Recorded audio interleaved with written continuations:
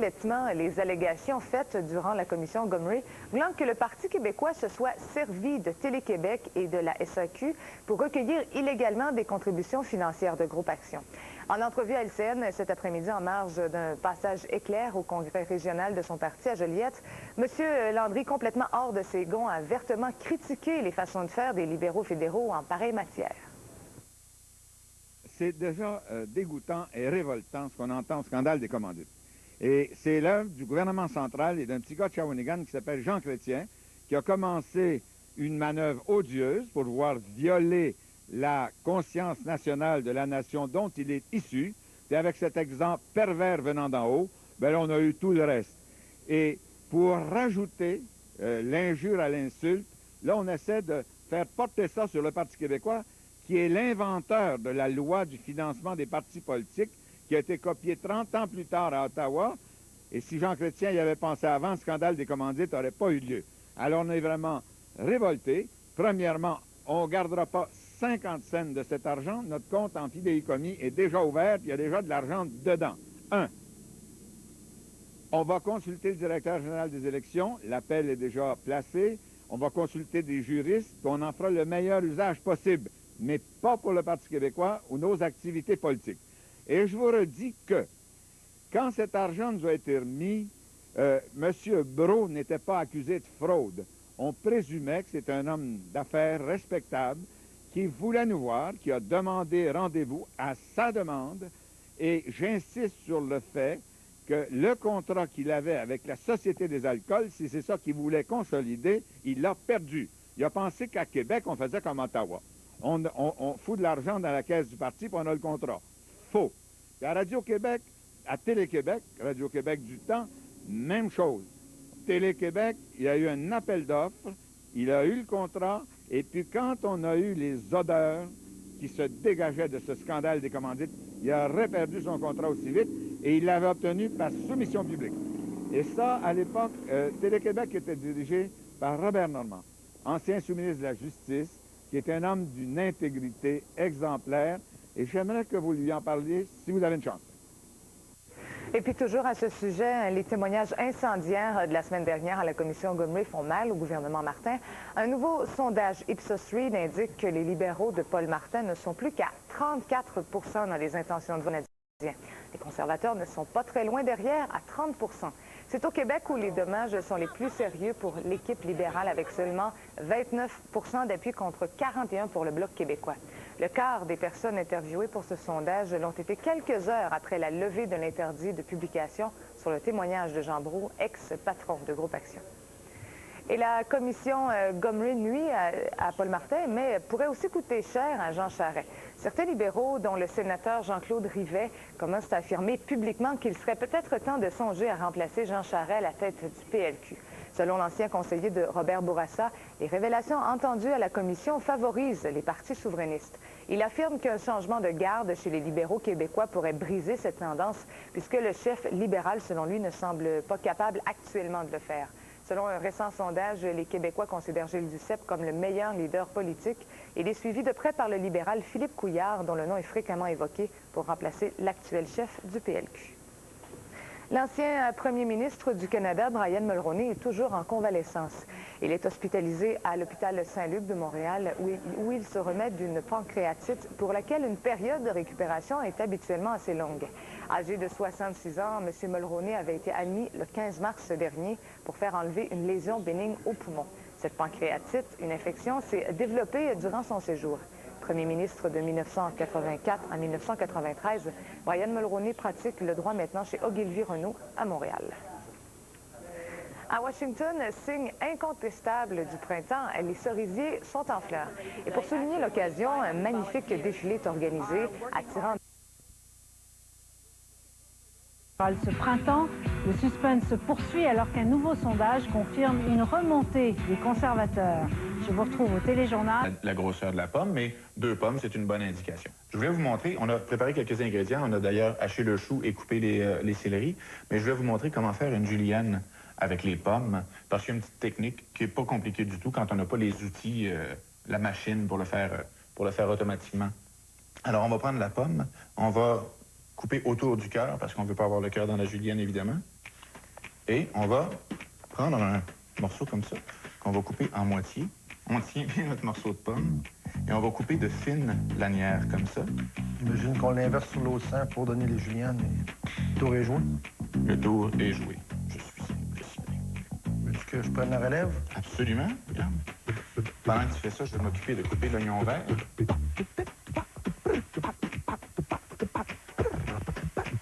Pour ce qui est de mes juliennes, sont terminées. Bon, mais écoute, c'est parfait. On est rendu à mélanger nos ingrédients ensemble. Alors, dans un bol...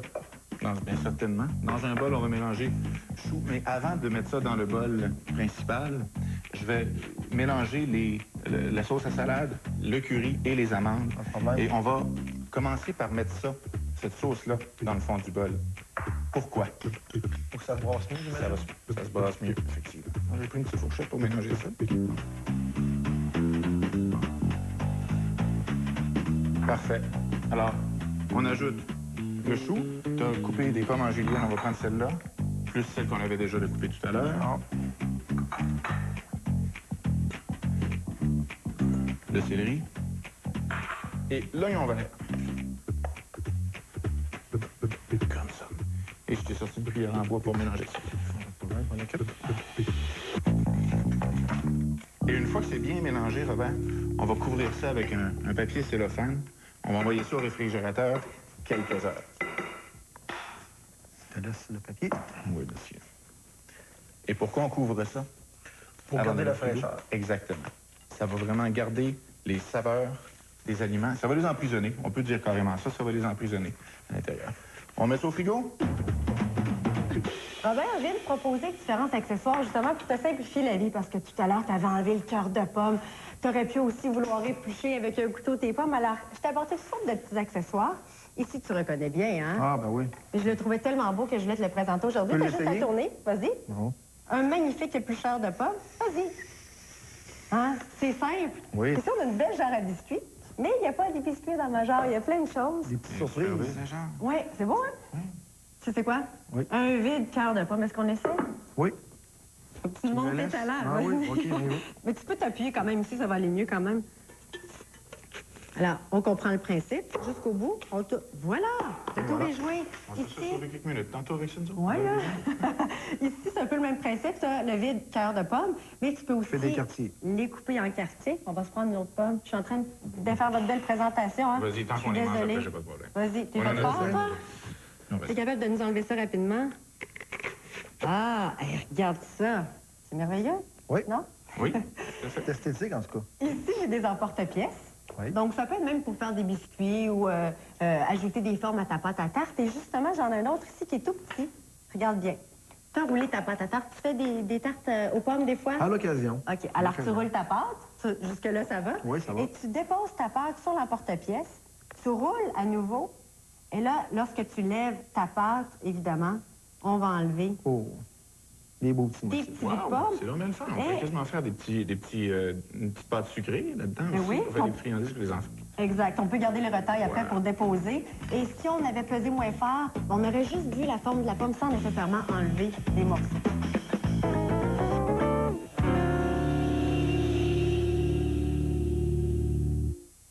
Qu'est-ce qui mijote dans les cuisines Kraft? Les enfants adorent cuisiner.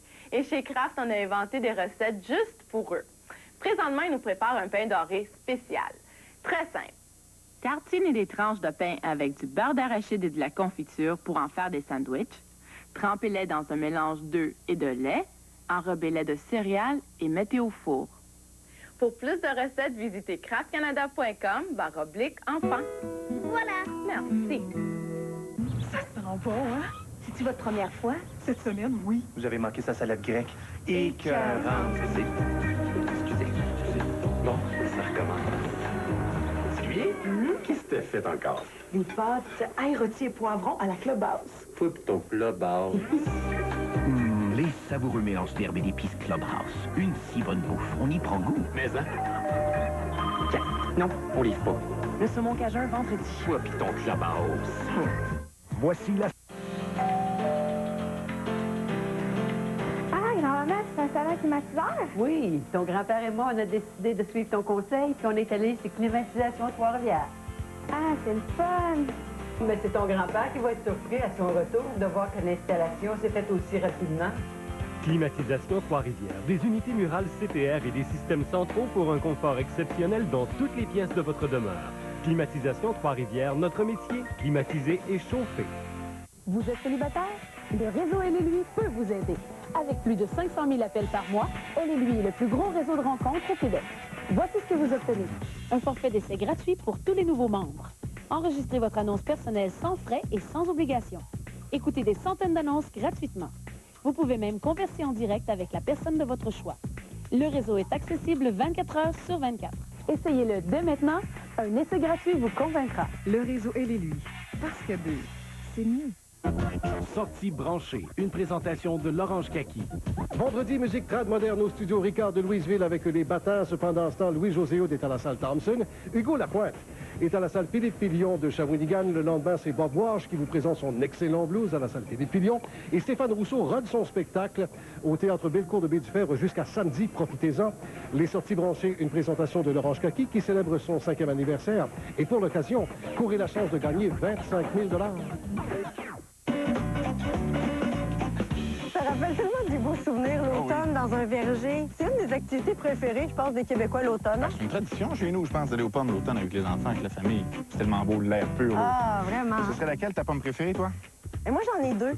En fait, il y a la spartane que j'aime beaucoup. J'aime croquer la spartane parce que c'est une pomme qui est très ferme, qui va être très croquante, juteuse aussi, sucrée. Et c'est une pomme qui se conserve longtemps. Alors, si je l'ai en ce moment, je la dépose dans mon frigo, on dit qu'elle serait bonne jusqu'en janvier même. Oui, oui. C'est vrai. C'est bon. Donc, elle ne ramollit pas très vite.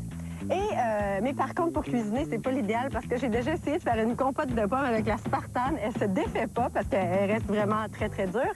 Alors, la melba, ce serait ma pomme préférée pour la cuisson, pour faire la compote de pommes. C'est une pomme qui sort plus tôt aussi, hein? Oui. On arrive plus tôt avec la melba. Ouais. Fin août, début septembre. Elle est plus granuleuse, beaucoup plus molle. Et pour la compote, c'est l'idéal. Toi? Ben moi, je pense cuisson, évidemment, parce que les pommes, on les aime. Moi, j'adore les cueillir, les manger, mais les cuisiner aussi. Alors, la Macintosh, la Lobo, qui sont deux pommes qui arrivent à peu près en même temps. La Lobo arrive un petit peu avant, mais on va retrouver à peu près les mêmes particularités dans les deux pommes. Parfaite pour cuisiner. Et la Macintosh, on le sait, c'est une pomme qui est très juteuse, qui a un jus très sucré. Alors, ça fait des jus superbes. Ça fait aussi des compotes absolument délicieuses. Mais ça, c'est la Macintosh. Ça, c'est la Lobo. Mais la Cortland, c'est la pomme préférée des amateurs de cuisine de tarte aux pommes. Ah, c'est vrai? Pourquoi? On va l'utiliser, je sais pas. C'est le résultat qu'elle donne, je pense, le goût qui va ressortir. Alors, des tartes aux pommes réussies, il y a un secret, Cortland. On ne peut pas cuisiner avec des pommes sans faire des desserts aux pommes, t'es d'accord avec moi? Très d'accord. Celui-là va faire fureur à la caserne, je suis convaincu. On va faire des crêpes aux pommes et au fromage. Hein? Ça se mélange assez bien, les pommes et le fromage. Alors, les ingrédients, Robert, s'il te plaît, pour notre recette. 2 tasses de mélange à crêpes, 1 tasse et demie de lait, 1 tasse de fromage cheddar, 1 pomme Macintosh, ainsi que du sirop d'érable.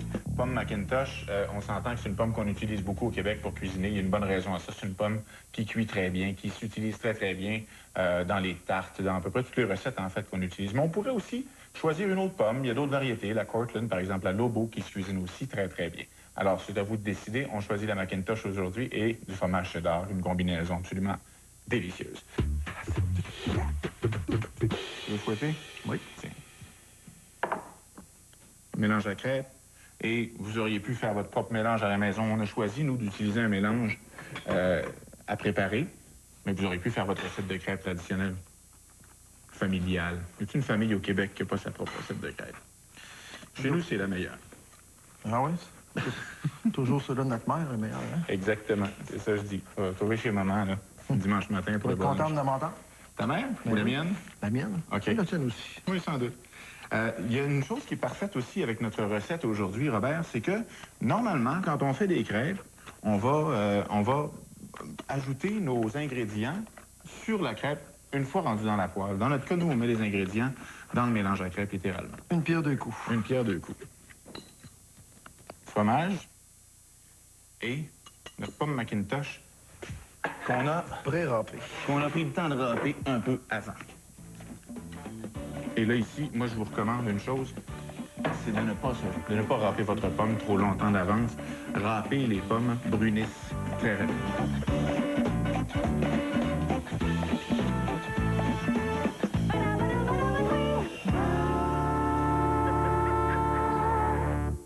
Bon matin, je vous présente ma grande amie Angèle. On se connaît depuis une éternité. Elle est venue me chercher pour faire de la randonnée. Ça aide à garder les pieds sur terre. Mais d'abord, notre Philadelphia léger, avec 44 moins de gras que mon Philadelphia ordinaire. Riche, crémeux. Et divinement délicieux. Le fromage à la crème Philadelphia léger, c'est divin au diable. OK, on crème l'Everest.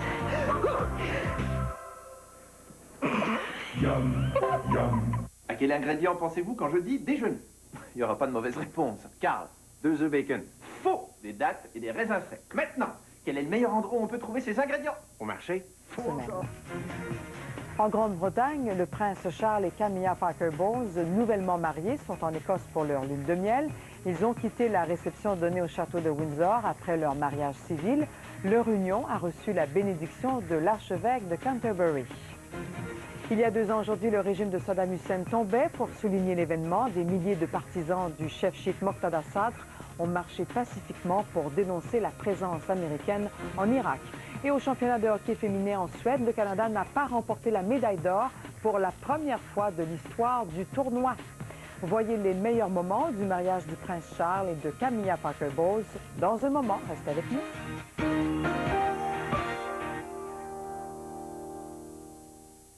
Je nageais comme un poisson. Et je continue pour rester en santé. J'ai pas toujours bien mangé, mais je me fiais alors à la science de Centrum tous les jours pour un apport complet en vitamines et minéraux. Centrum Select complète de A à zinc. Le Bœuf Froid, le Steakhouse à Québec, vous présente son filet mignon 16 onces, le 20 onces et le gigantesque T-bone.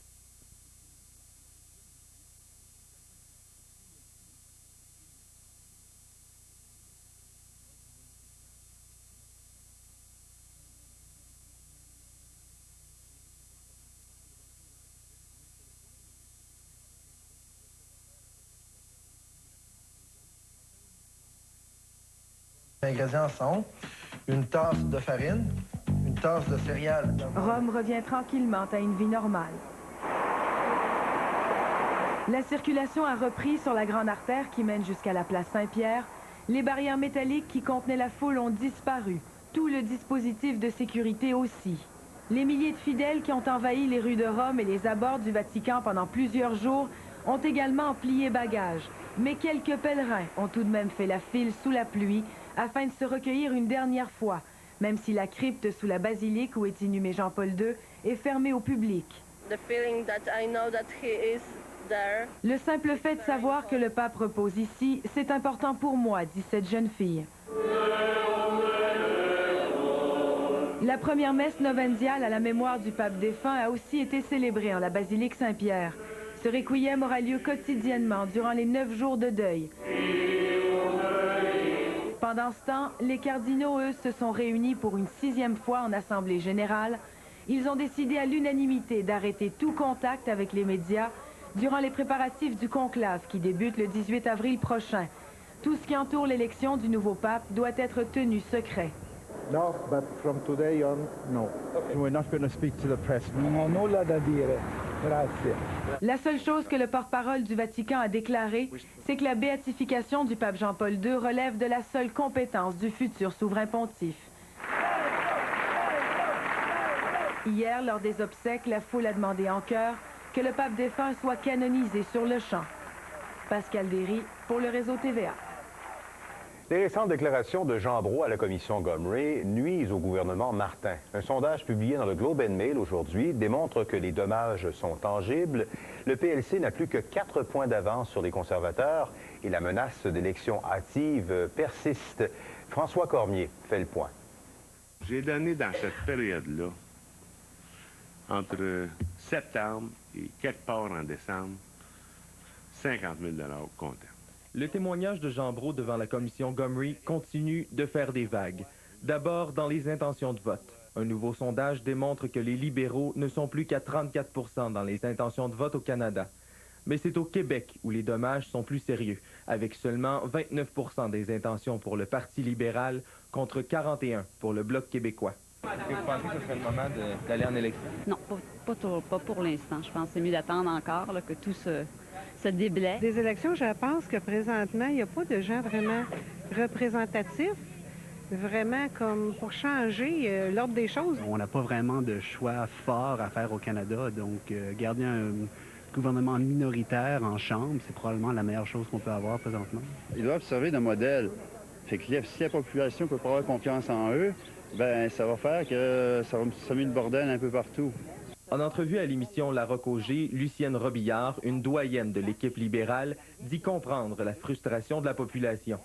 Si les allégations sont fondées, je comprends très bien et je suis une de celles, parmi d'autres, qui est assez renversée par toutes ces affirmations. Mais pour Sheila Copps, l'heure est grave. Est-ce que les libéraux méritent d'être défaits justement à cause de tout ça, à cause du bris de confiance généralisé dans la population, à cause des abus? Si les allégations de M. Brault, en totalité, ont raison, je pense que oui. Si vous étiez chef de l'opposition, est-ce que vous feriez tomber le gouvernement libéral? Oui. Et justement, Stephen Harper n'a pas voulu commenter, estimant avoir tout dit ce qu'il avait à dire sur le sujet. Gilles Duceppe a quant à lui répété que l'équipe Martin a perdu toute légitimité morale de gouverner. Mais c'est Bernard Landry qui a semblé le plus affecté par ce scandale, estimant que l'image de l'ensemble des politiciens était complètement ternie. C'est ça qui est écœurant.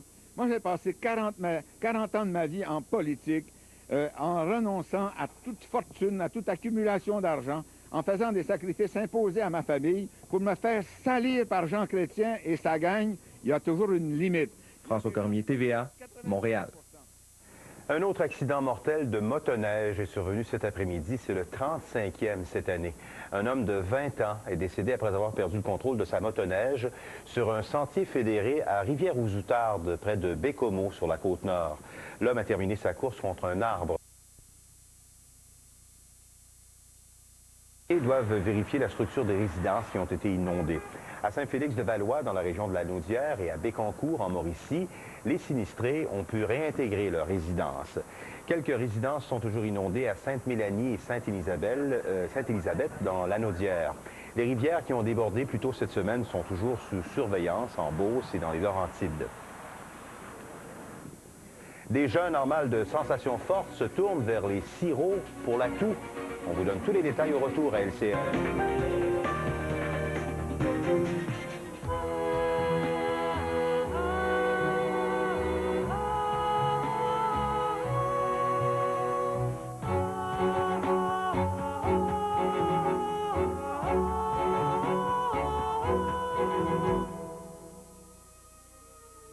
Dorénavant, elle est Son Altesse Royale, la Duchesse de Cornouailles, épouse du prince Charles de Galles. Au terme d'une très brève, très intime et très discrète cérémonie, aussi à Guildhall, c'est l'hôtel de ville de Windsor, le couple marié civilement s'en est allé au château de Windsor pour la cérémonie de bénédiction nuptiale.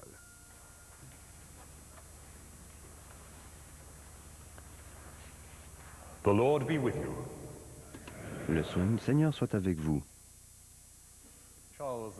Charles et Camilla, vous êtes debout dans la présence de Dieu comme mari et femme afin de lui consacrer votre vie commune, qu'il puisse bénir votre mariage et vous aider à respecter votre pacte et la promesse que vous vous êtes faite.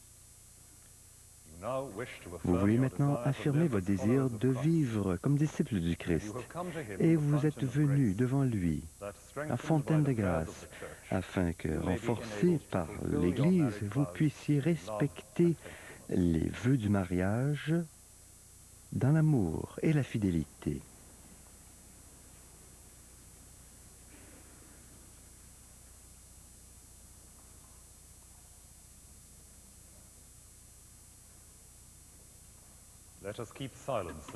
Observons le silence. Rappelons-nous de la présence de Dieu parmi nous.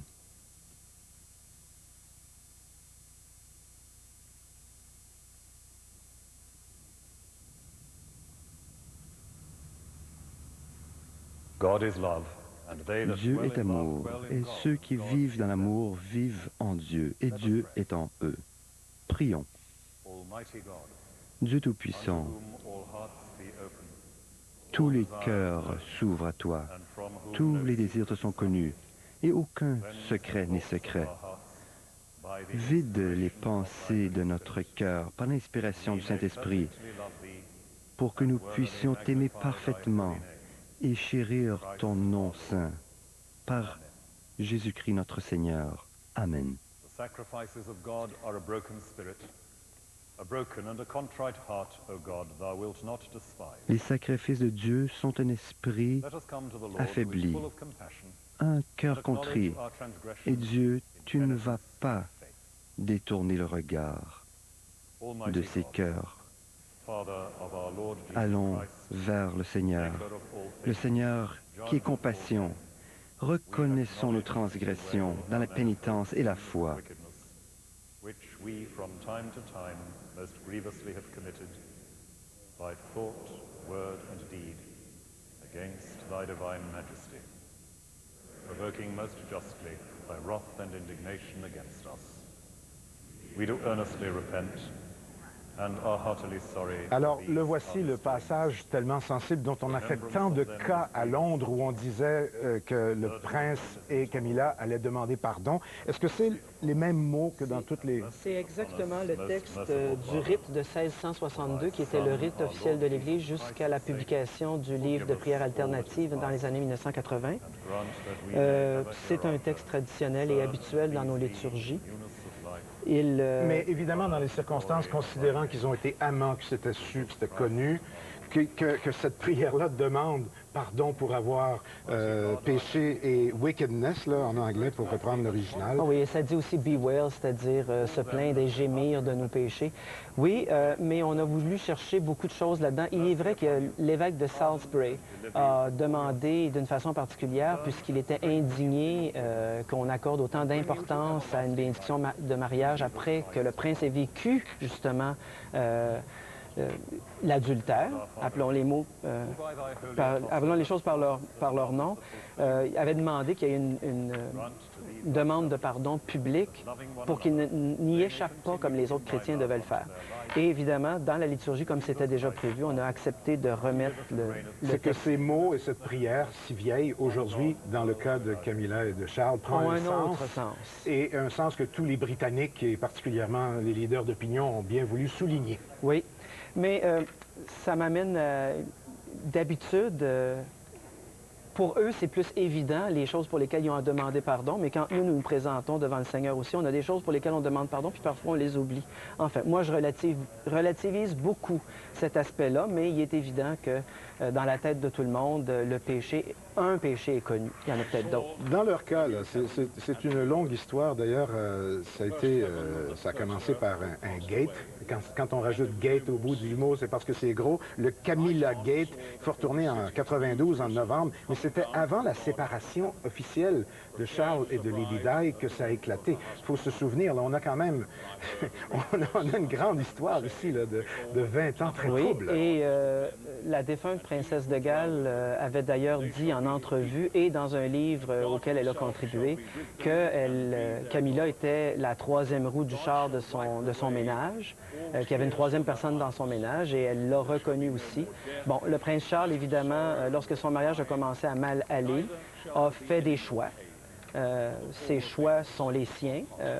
Et dans les choix qu'il a fait, le prince de Galles, c'était de renouer avec Camilla Parker Bowles, qui était une amie et qui était probablement aussi la personne qui était la plus proche de son cœur en termes de caractère. On a dit souvent de Camilla Parker Bowles, Camilla Shan, pour son fille, qu'elle était un peu son, comme on dit en anglais, son soulmate, sa compagne. Son âme sœur. Son âme sœur, en bon français, voilà. Elle était son âme sœur parce qu'ils partagent des valeurs, ils partagent une vision du monde. C'était le couple idéal, mais qui ne s'étaient pas mariés. Ils auraient été le couple idéal. Camilla a épousé Andrew Parker Bowles dans les années 70. Dès la fin des années 70, son mariage à elle, sans la faute du prince Charles, son mariage avec Andrew Parker Bowles allait déjà comme ça. Et ils se sont toujours croisés au vu et au su. Il ne faut pas oublier qu'en 81, en juillet 81, pour la grande noce avec Lady Di, elle était dans la 6e rangée, Camilla. Oui, et je disais tout à l'heure que son fils, le parrain de son fils, c'est Charles. Oui, mais le prince Charles était déjà parrain de Tom, le fils de Camilla Parker Bowles et d'Andrew Parker Bowles. Et à ce titre-là, il était un peu dans la parenté spirituelle du prince Charles, donc c'était normal. Ça aurait été normal, même si ça aurait été normal que Camilla soit là avec Andrew Parker Bowles. Il y a en ce moment, c'est quelque chose d'intéressant, un chant orthodoxe russe qu'on entend. Moi, dans ma grande... Candeur? Oui, dans ma grande candeur, je me disais, ah bien sûr, les rois, les reines, ça remonte tout le temps jusqu'au tsar, tout ça. Pourquoi est-ce qu'il y a un chant russe là-dedans? Il y a une chose, il y a un élément d'explication qui est symbolique et il y a un élément d'explication qui est très pragmatique. Pragmatiquement, le prince Charles est un des mécènes du théâtre Mariinsky à Saint-Pétersbourg. Et pour remercier le prince Charles, le théâtre Mariinsky a voulu lui faire un cadeau. Et un cadeau qu'on lui a fait, c'est envoyer Mme Semenchuk, qui est une très bonne cantatrice, et a offert qu'elle présente une œuvre musicale pendant le mariage. La deuxième chose, d'habitude, après la lecture que nous venons de voir à l'écran, c'était l'ancien archevêque de Cantorbéry, Monseigneur Carey, qui a lu la lecture. D'habitude, entre la première et la deuxième lecture des Écritures saintes, il y a un psaume. Or, aujourd'hui, on a enlevé le psaume pour mettre le credo. Et d'avoir mis le credo en russe, c'est un signe... Ah, la belle image. Excusez, mais c'est tellement beau, cette image-là. Il y a 25 caméras de la BBC qui travaillent aujourd'hui. C'est une chapelle magnifique. Et en plus, c'est très beau. Aussi, on voit les étendards des chevaliers de l'Ordre de la Jarretière qui sont pendus au mur. Alors, un credo, c'est une affirmation de foi du prince Charles, qui est un homme croyant. Et de l'avoir mis en russe aussi, c'est comme s'il l'avait mis en anglais, tout le monde aurait participé à la récitation alors qu'on voulait que les gens écoutent et intériorisent. Et là, le moment crucial s'en vient tout de suite après cette chanson et je pense que ça achève parce que je ne sais pas combien de temps ça devait durer, mais on ne l'entend pas. Là. Il va y avoir le moment crucial finalement. On arrive dans le crunch, dans le cœur de l'affaire. Ils vont bénir leur union. Oui, et ils vont d'abord affirmer devant l'Église leur désir de continuer de faire vie commune, comme ils l'ont annoncé devant l'huissière, la greffière, pardon, de l'Hôtel de Ville de Windsor il y a maintenant 1 heure. Alors, on va écouter cette chanson en russe orthodoxe avec les explications que vous nous avez données et vivre et goûter ce moment qui s'en vient, qui est le grand moment de cette cérémonie.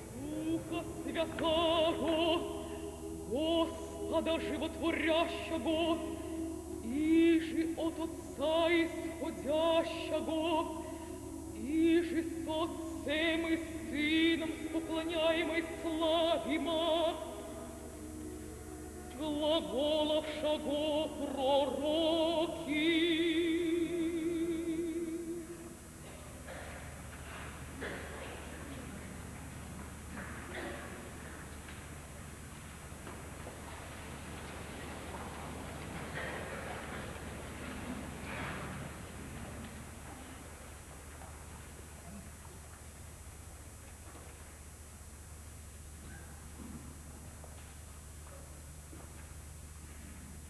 Charles et Camilla, vous vous êtes promis l'un à l'autre par le mariage, et votre mariage est reconnu par la loi.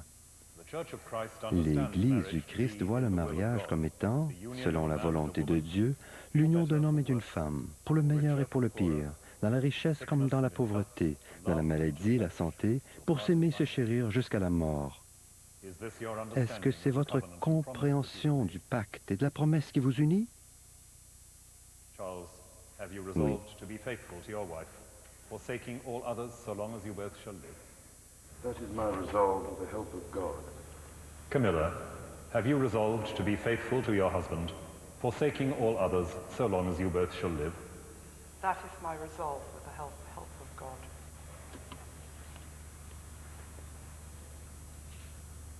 Heavenly Father, Père céleste, puissent ces alliances, par ta bénédiction, être pour Charles et Camilla un symbole d'amour éternel, de fidélité et des promesses réciproques par Jésus-Christ notre Seigneur. Amen. Charles et Camilla ont affirmé leur compréhension chrétienne du mariage qu'ils entament. Est-ce que vous, amis et familles, allez les soutenir dans leur mariage, aujourd'hui et dans les années à venir? Nous le ferons.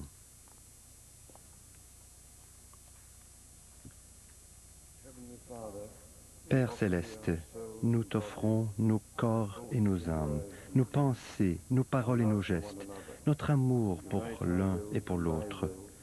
Unis nos volontés à la tienne, que nous puissions croître et grandir ensemble dans l'amour et la paix pour le reste de notre vie. Par Jésus-Christ notre Seigneur. Amen. Que Dieu Tout-Puissant vous accorde la grâce de persévérer, qu'il puisse achever en vous l'œuvre déjà entamée. Par Jésus-Christ notre Seigneur. Que Dieu vous bénisse et veille sur vous, que son visage puisse vous éclairer et être affable envers vous, que Dieu puisse être généreux envers vous et vous accorder la sérénité pour le reste de vos vies. Amen. Ils se sont donc, à tour de rôle, jurés fidélité. Et je vous parlais d'une broche tout à l'heure, pas certain de l'avoir vue encore, mais vous avez vu la bague. Alors je vous dis tout de suite que c'est une bague du joaillier londonien Wardski.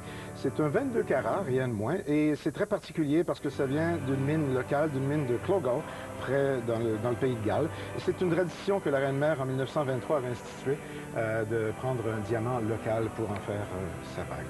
Alors, ils se sont jurés fidélité et ils sont partis pour la gloire, comme on dit.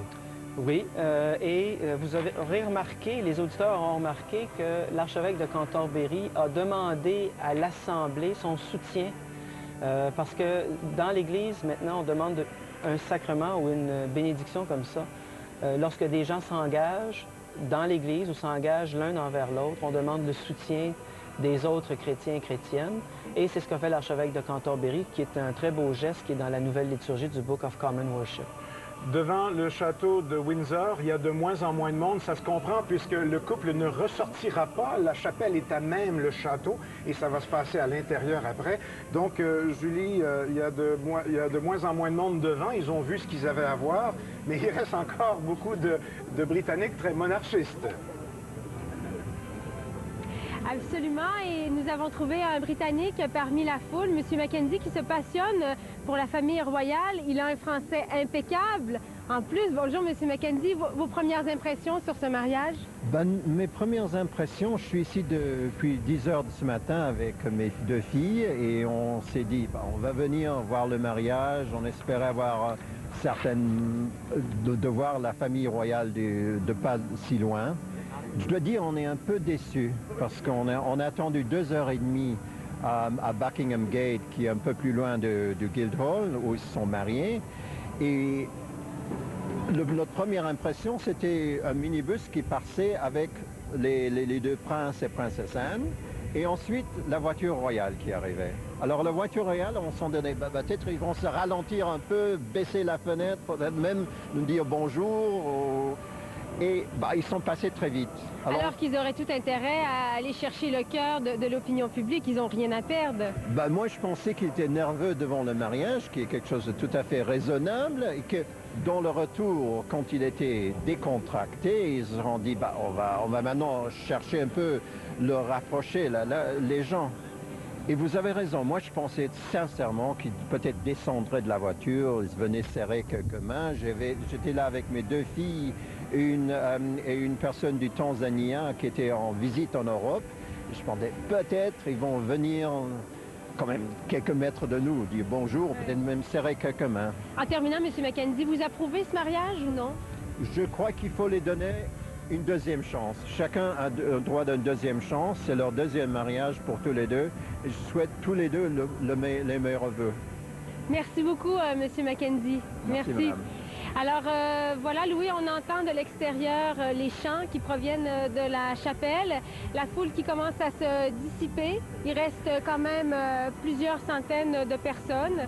Et les invités sont tous rentrés à l'intérieur. Alors, après la bénédiction religieuse, ce sera la réception qui se terminera à 18h. Ensuite, le couple partira vers l'Écosse, dans la maison de campagne, pour une dizaine de jours. Et on va voir à ce moment-là, Julie, s'il y a changement au programme, mais la foule n'a pas terminé d'être déçue si elle attend, parce qu'ils n'en verront pas beaucoup plus. Il n'y aura pas de scène de baisers au balcon et de trucs dans le genre. En tout cas, il n'y en a pas de prévu. Non. D'accord. Non, on voulait faire ça discrètement, sobrement. Voilà. On en reparle tout à l'heure. Merci, Julie. Cette chanson se termine. Elle va être suivie d'un poème. Parlez-moi de ce poème. C'est du vieil anglais d'abord. Ça date du 19e siècle. C'est un poème du 19e siècle d'un des grands poètes britanniques, William Wordsworth, qui est un des poètes préférés du prince Charles.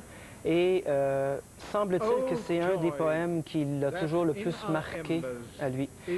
Il n'est pas traditionnel dans l'Église, dans les liturgies de l'Église, de lire de la poésie profane, quelle que soit la beauté du texte. Mais le prince a choisi probablement ce poème parce qu'il l'aimait, parce que ça représente bien aussi ses sentiments à l'heure actuelle. Alors, on va l'écouter. Ô joie qui dans nos braises a laissé sa trace, en souvenir de ce qui fut si fugace. Songeant à ces années lointaines, mon cœur s'emplit de gratitude sans borne, non pour ceux qui en seraient le plus dignes. L'enchantement, la liberté, ces simples vérités de l'enfance, qu'elles soient ici de drame ou de calme, elle débordera toujours de cette espérance, toute fraîche qui frétille en son sein. Non, ce n'est pas là que j'élève mon chant, ma louange, mais aux questions, aux errances obstinées, à la quête des sentiers de ce vaste monde, ces chutes, ces pans perdus de notre être, ces doutes sourds d'une créature traversant un océan d'avenir à découvrir. L'instinct tout aiguisé, fin prêt, qui fit trembler notre nature mortelle, prise de court. Si ce n'était de ces penchants premiers, ces souvenances par les années trop voilées, qui malgré tout nous habitent encore, qui se font jour et jaillissement, qui font la lumière de notre regard, nous soutiennent et nous chérissent, ravivant ces années de turbulence en un instant glorieux de ravissement devant l'éternel silence.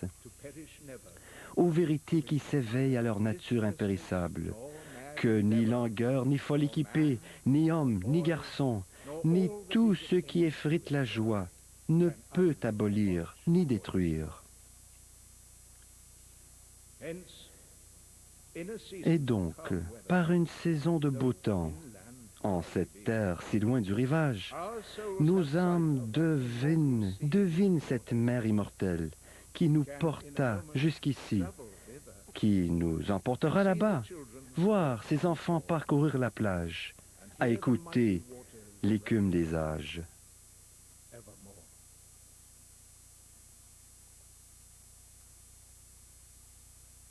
Je voulais vous passer tout de suite quelques détails qui sont toujours importants dans ces grandes manifestations mondaines, il faut le dire. Le chapelier, puisque vous avez probablement remarqué, madame, le chapelier était Philip Tracy. C'est un Irlandais de 37 ans qui est rendu très ultra chic dans le beau Belgravia. Et la robe dont on entend parler et pour lesquelles je vais demander des comptes à mon amie Julie à l'instant, c'est une robe Valentine Robinson du nom des deux créatrices de l'atelier, Anna Valentine et Antonia Robinson. Je sais que, Julie, vous avez fait des pieds et des mains, vous avez travaillé très fort, comme tous les journalistes, et que vous n'aviez pas réussi à en savoir plus avant. Qu'est-ce que vous pouvez me dire maintenant qu'on l'a vu, cette robe? Oui, maintenant qu'on l'a vu, c'est plus facile. Hein? Bien, ce que j'avais su avant, c'est pas grand-chose. Louis, en fait, qu'elle était dans des teintes de pastel, cream and gold, m'avait-on dit. Probably expensive, c'est ce qu'une journaliste de la BBC m'avait dit, sans en savoir plus. Il n'était pas question dans les entourages de la famille royale qu'elle porte une robe blanche, évidemment, parce que c'était un remariage. Couleur pastel, il y a des journalistes qui disaient « Ouais, c'est peut-être pas une bonne idée parce que la reine, c'est certain que la reine va porter une robe dans les couleurs pastel. » Donc, mais finalement, bon, c'est une robe assez sobre que nous avons vue. Évidemment, elle avait un chapeau parce qu'on ne va pas à un mariage royal sans chapeau, m'a-t-on dit. Et d'ailleurs, on a pensé décorer le grand salon où va se tenir la réception dans à peu près les mêmes teintes que la robe de Camilla. Alors, ce qu'on a appris, c'est que c'était rose et crème, avec évidemment des centaines et des centaines de fleurs qui seront à la réception pour décorer tout ça. Et voilà, on peut peut-être voir où on en est rendu maintenant. Donc, presque à la fin de la bénédiction religieuse, vous voyez, il y a beaucoup moins de monde, les gens se sont dissipés parce que il n'y aura pas de sortie officielle. Les nouveaux mariés vont rester à l'intérieur du château Windsor et ils vont passer par la suite à la réception. La réception, ce sera assez court, ça va se dérouler jusqu'à 18 h et il n'y aura pas de 7 services. Hein. C'est absolument rien à voir avec le premier mariage du prince Charles en 1981. On parle d'un buffet et tout ça va se terminer à 18 h et le couple partira vers l'Écosse. Oui, parlons-en de l'Écosse un petit peu, parce que vous me l'avez dit et d'autres m'ont dit aujourd'hui qu'ils avaient les mêmes goûts et qu'ils voulaient faire les mêmes choses. Effectivement, ils sont des amateurs de plein air. Et là où ils vont, en Écosse, on pourrait dire que c'est un chalet de chasse ou de pêche, mais effectivement, dans ce cas-ci, c'est un pavillon. C'est d'ailleurs très près pas du royaume, mais de la résidence estivale de la reine. Ils veulent aller pêcher pendant leur voyage de noces et marcher en forêt. Oui, d'ailleurs, comme je vous le disais un petit peu plus tôt, ce sont deux personnes qui se ressemblent beaucoup. Ils ont des intérêts communs, donc le plein air, la campagne. Ils auraient pu aller partout à travers le monde pour leur voyage de noces. Ils ont choisi d'aller en Écosse parce que c'est ce qu'ils préféraient finalement. Alors, Camilla et le prince Charles qui seront réunis en Écosse de façon vraiment officielle. Enfin, diront certains, puisque ça fait plus de 34 ans que leur relation dure en cachette. Et puis bon, depuis 1999, ils commençaient à se montrer en public. La première sortie, bon, c'était au Ritz à Londres. Alors, ils doivent se dire, enfin, aujourd'hui, c'est fait. Maintenant, passons à d'autres choses. Et puis, voilà. Et puis, l'exemple que je pourrais vous donner, Louis, c'est que le prince Charles est revenu, donc, hier, des funérailles du pape. Auquel il a assisté. Et évidemment, il ne pouvait pas amener Camilla. Et c'était pas à cause du mariage, c'est simplement, ça se passe tellement de façon protocolaire ici dans la famille royale que lorsqu'on n'est pas marié, on peut pas simplement amener la femme que l'on fréquente lors d'événements très officiels. Alors, il faut amener son épouse. Alors maintenant, c'est chose faite. Ils pourront se promener ensemble de façon officielle, sans gêne. Et ils vont commencer par les Highlands, cette résidence de chasse. C'est à Burke Hall et effectivement, c'est tout juste à côté du château Balmoral, la résidence d'été d'Élisabeth. Je voulais vous parler aussi de ce que vous avez vu ou appris, Julie, des vedettes qu'on attendait. Il n'y en attendait pas tant que ça. Au total, il y avait 14 têtes couronnées, nous disait-on. D'ailleurs, il y a la princesse, pour vous donner une idée, la princesse héritière Victoria de Suède, qui ne pouvait pas y être parce qu'elle avait l'inauguration d'un magasin Ikea au Japon. Et il y a le prince Arthur, prince héritier du Danemark, prince Frédéric, qui lui avait un voyage au Groenland.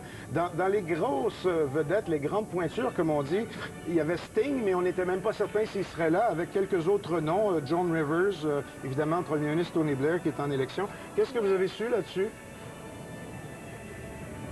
Il y a peut-être, bon, celui qu'on connaît assez bien, Warren Atkinson, donc le célèbre acteur qui incarne le personnage de Mr. Bean, qui faisait partie des invités. Sinon, ben, c'était surtout plusieurs têtes couronnées et pas vraiment de très grandes vedettes. Et ce qu'on a appris, c'est que, bon, le mariage a été annoncé le 10 février seulement.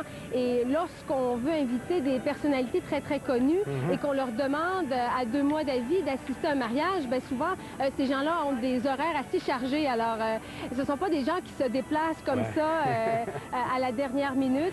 Alors, ouais, ça n'a rien à voir avec le mariage de 1981 où il y avait des milliers d'invités. N'empêche que c'était quand même une invitation du prince de Galles. Tous ces gens-là, donc les 750 vedettes ou non, vont se retrouver autour d'un buffet tout à l'heure, plutôt qu'un set couvert. Merci Julie, on retourne à la cérémonie qui en est rendue maintenant aux prières finales.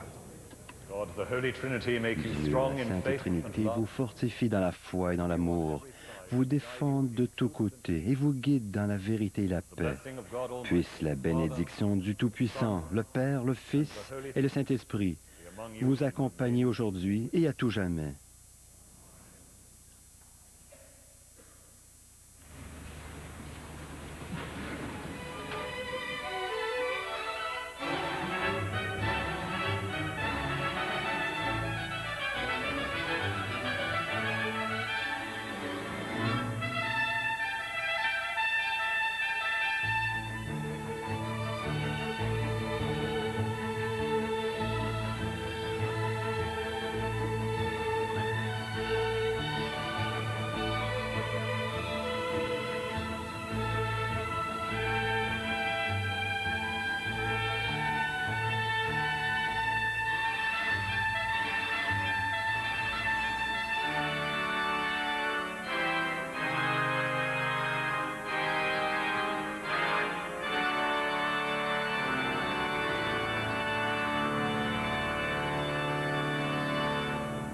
La famille royale compte donc maintenant un nouveau couple, et pas n'importe lequel, celui du prince héritier. Et on le sent, c'est vraiment toute la grande famille royale qui espère maintenant que la page est tournée et qu'on recommence une nouvelle histoire.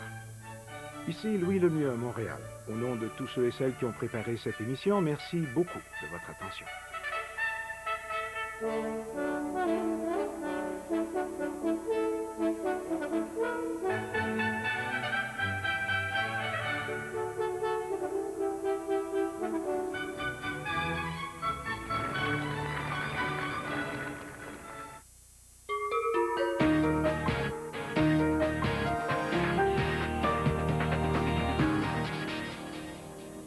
Bonsoir. Le scandale des commandites et les révélations de l'ancien président de Groupe Action, Jean Brault, sur l'existence d'une caisse occulte au Parti libéral du Canada font mal à la formation de Paul Martin, qui perd 11 points dans les intentions de vote.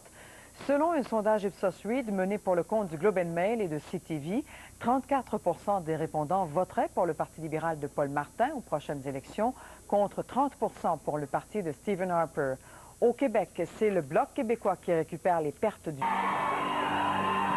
Ils sont arrivés à bord d'une Rolls-Royce. Sous les applaudissements de centaines de curieux qui les attendaient impatiemment. Lui portait la tenue traditionnelle, elle était vêtue d'un tailleur blanc cassé et d'un chapeau de paille naturelle. Brève salutation à la foule avant d'entrer à la mairie de Windsor pour une cérémonie civile et privée, bien à l'abri des caméras. Ils sont sortis 20 minutes plus tard, accompagnés entre autres des deux fils du prince Charles, William et Harry. La reine n'a pas assisté à la cérémonie civile, pas plus que son mari d'ailleurs. C'est pour ne pas contrarier le désir d'intimité des mariés, a dit Élisabeth II. Mais il y a certainement une autre explication, affirme cet historien.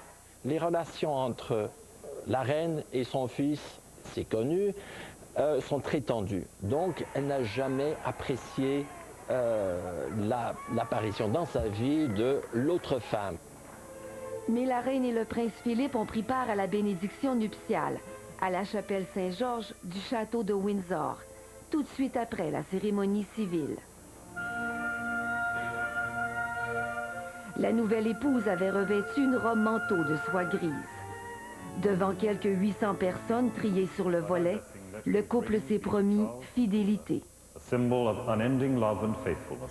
Une cérémonie plutôt simple. À leur sortie, les nouveaux mariés ont longuement serré les mains et reçu les félicitations des Britanniques, réconciliés avec Camilla, la mal-aimée. C'est donc l'épilogue heureux d'un amour longtemps caché et qui dure depuis près de 35 ans.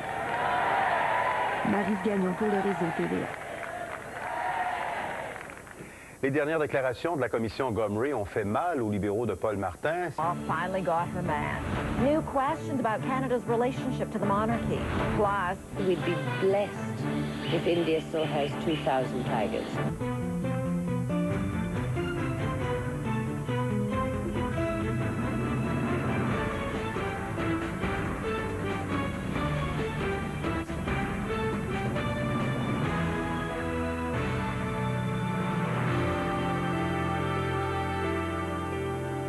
Bonsoir et bienvenue à Grand Reportage. Après avoir entretenu pendant des années une relation non officielle, le prince Charles d'Angleterre et Camilla Parker Bowles, vous le savez, unissent enfin leur destin. Et en dépit des critiques, le prince Charles est parvenu à transformer la perception négative que les Britanniques avaient de sa future épouse.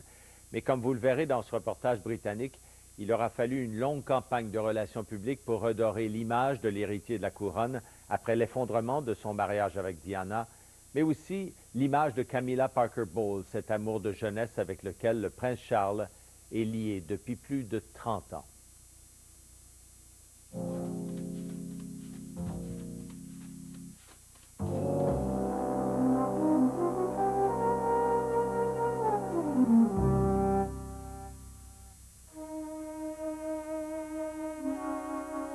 Camilla Parker Bowles a défrayé les manchettes pour la première fois durant l'été 1992, lorsque la princesse de Galles a confié ses déboires conjugaux au journaliste Andrew Morton pour son livre « Diana, sa vraie histoire ». Ça a été tout un revirement. Nous soupçonnions depuis longtemps que les choses n'allaient pas. Nous avions eu beaucoup d'indices, mais c'est Diana elle-même qui a révélé le poteau rose. Le public est profondément choqué par les allégations de Morton, qui blâme la longue relation entre Charles et son amour de jeunesse, Camilla, pour les malheurs de la princesse. Richard Kay, un correspondant royal, est devenu un ami et un confident de Diana. Nous étions au courant des rumeurs à propos de cette relation entre Camilla et le prince. Mais à ce moment-là, elle n'était pas encore publiquement reconnue comme la maîtresse du prince de Galles. En fait, il est intéressant de constater que la chose qui a le plus choqué le prince Charles à propos du livre de Morton, c'est qu'il mettait Camilla sous les feux de la rampe.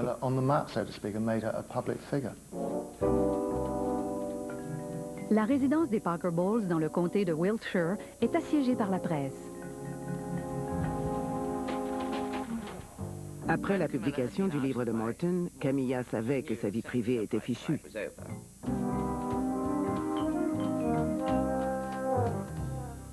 À un certain moment, elle ne pouvait même plus sortir pour s'acheter de la nourriture et des cigarettes. Il fallait qu'un de ses amis vienne la ravitailler. C'est un des moyens qu'elle a utilisé pour survivre à ce siège. C'était une période de sa vie très déprimante. Elle était très malheureuse. L'hostilité publique face à Camilla est teintée d'incompréhension. On ne comprend pas que Charles préfère cette femme qui n'a ni la jeunesse ni la beauté de Diana. Les amis de Charles savent très bien qu'au-delà d'une passion commune pour la chasse à courre, la clé de cette attirance au fil des ans réside dans la personnalité complexe du prince et dans son insécurité. Il est arrogant, tout en ayant une très faible estime de lui-même. Quand il se sent menacé, il hésite, il gémit et il se plaint. Il s'apitoie sur lui-même et il prend les mauvaises décisions. Mais avec Camilla Parker Bowles, il se sent à l'aise. C'est une femme décontractée, naturelle, simple. Contrairement à Diana, elle s'intéresse à ce qu'il fait, à ses opinions et à ses projets. Which Diana, of course, never was. Camilla était mariée depuis 19 ans à un élégant officier de la garde, Andrew Parker Bowles, proche de la famille royale et réputé pour ses conquêtes féminines. C'était un coureur de jupons. C'était un bel homme. Les femmes le trouvaient irrésistible et il était incapable de leur résister. Malgré leur infidélité, les Parker Bowles n'ont pas l'intention de mettre un terme à leur mariage et pendant le tumulte dont elle est l'objet, Camilla demeure en retrait à la campagne. De leur côté, Charles et Diana reprennent du service sous le feu croisé des médias. En novembre 1992, ils rendent une visite royale à la Corée. Diana ne voulait pas aller en Corée. Elle a clairement dit à la reine et au prince de Galles qu'elle ne voulait pas y aller et qu'elle n'irait pas. Sa Majesté la reine lui a rappelé son devoir royal en lui disant « Vous devez y aller ». En Corée, il est évident que le prince et la princesse ne peuvent supporter d'être en présence l'un de l'autre. Le mois suivant, le 9 décembre, la famille accepte l'inéluctable. La séparation déshonorait la monarchie aux yeux du public, mais surtout le prince et la princesse de Galles. Diana était perçue comme l'épouse trahie. Le pire reste à venir.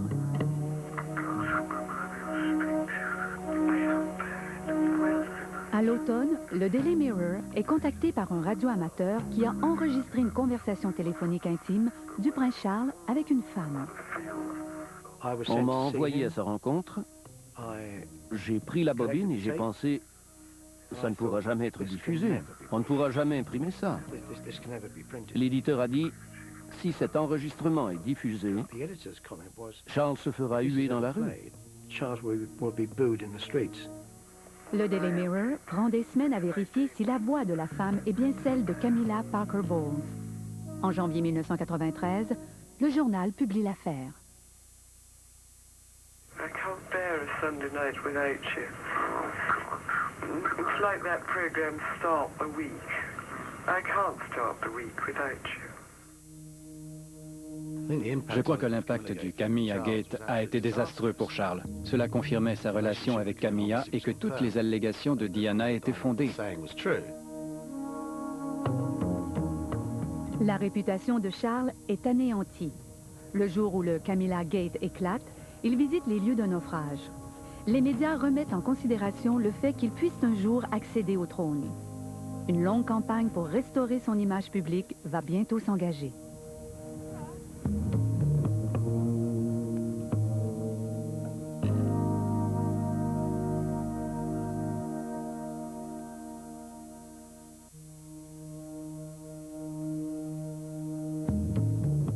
Le prince Charles est dévasté par l'hostilité de la presse à son égard, mais n'a aucune intention d'abandonner sa maîtresse. Camilla l'a rescapé des abysses du désespoir et de la dépression et est devenue sa bouée de sauvetage. Elle aime vraiment cet homme vulnérable et un peu instable. Elle représente sa stabilité et jusqu'à un certain point, elle le materne. Quand Charles fait savoir que Camilla n'est pas négociable, la reine et ses conseillers sont horrifiés. Les plus hautes instances de la Cour s'inquiètent du fait que le prince s'entête à demeurer aux côtés de Mme Parker Bowles et considèrent que cette relation pourrait causer un tort irréparable à la monarchie.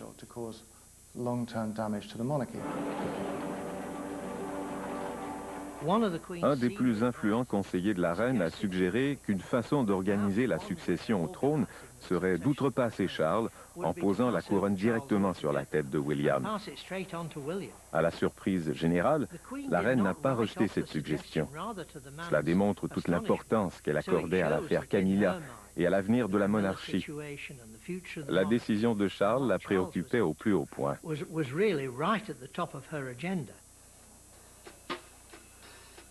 Diana se forge son propre rôle et attire toute la sympathie du public.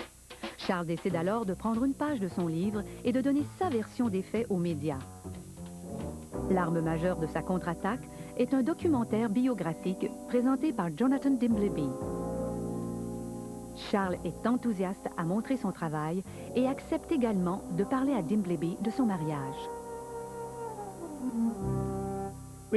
Nous l'avions averti à l'époque que s'il ne faisait pas de cadeaux, on ne lui en ferait pas non plus, et qu'il devait s'attendre à ce que cela affecte son image.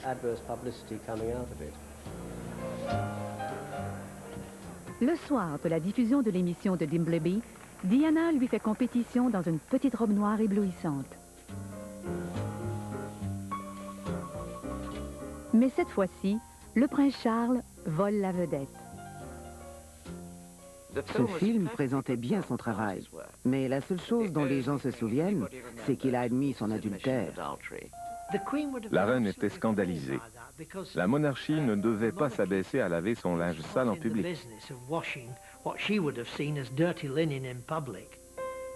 La reine n'est pas la seule personne mécontente.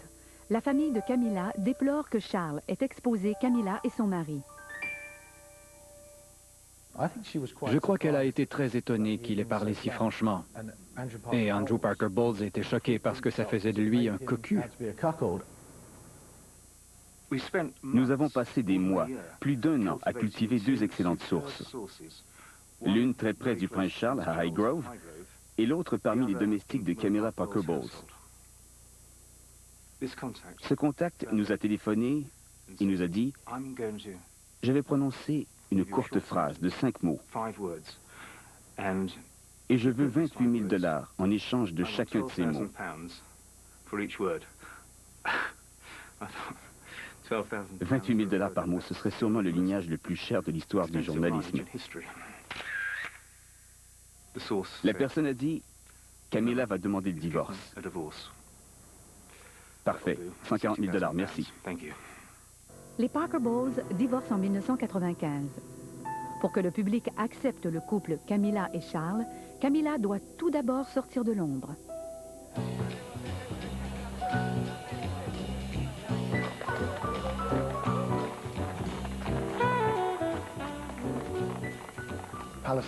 Au palais, on commence à élaborer une stratégie pour que le public voie Mme Parker Bowles.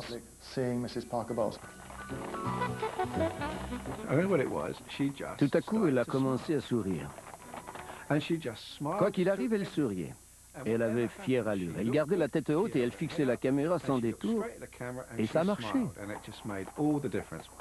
Mais il faut plus que quelques sourires de Camilla pour rivaliser avec l'icône de mode qu'est Diana. Camilla a commis les deux plus graves péchés. Elle a commis l'adultère contre Diana, notre princesse, et elle adorait la chasse au renard. C'était la pire combinaison possible. Il y avait d'innombrables photos de Camilla, l'aristocrate, sur son cheval en costume de chasse à courre. C'était un cadeau inespéré. Si on voulait dépeindre la vilaine sorcière, elle était juste là. Camilla ne sait que trop qu'elle ne peut rien faire pour altérer la profonde sympathie du public envers Diana. Et la princesse est déterminée à garder le haut du pavé dans cet affrontement. Un an après la sortie du film de son mari, elle riposte par sa propre entrevue électrisante. Au service de presse, nous n'étions informés que de la date de diffusion, et ça fait l'effet d'une bombe. And being Prince of Wales produces more freedom now, and being king would be a little bit more suffocating. And because I know the character, I would think that the top job, as I call it, would bring enormous limitations to him. And I don't know whether he could adapt to that. Cette attaque de Diana contre Charles devant 22 millions de téléspectateurs et son allusion à la présence envahissante de Camilla dans leur mariage est le coup de grâce asséné à leur union.